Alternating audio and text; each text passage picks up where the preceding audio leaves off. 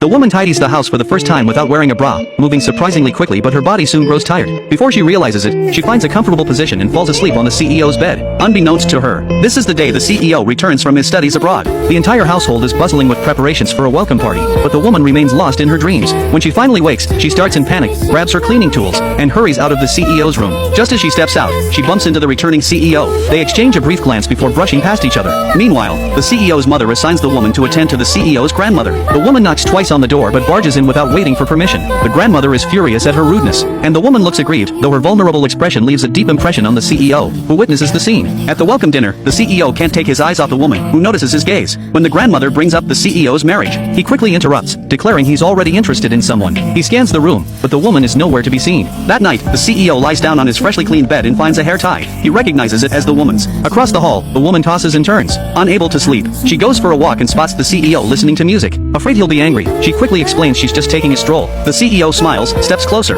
and pulls out the hair tie he found. She grabs it awkwardly, stammering that she'd fallen asleep in his room by accident while cleaning. Intrigued, he asks if his room is that comfortable for sleeping. Before she can process the question, he suggests swapping rooms. She's confused but agrees. To her surprise, the CEO sleeps soundly in her small, modest room, a first in his 20 years, while she lies in his luxurious bed, smugly thinking he's foolish for choosing a servant's hard mattress over his own comfort. The next morning, she wakes in the CEO's bed, stretching contentedly. She notices a framed photo on the desk, deliberately face down. It's a childhood photo of the CEO. She gently wipes the dust off with her sleeve and carefully writes the frame before diving into her chores. At breakfast, the family is puzzled by the CEO's absence. He's never slept in before. Even he can't explain why he slept so deeply in her room, a piece he's never known.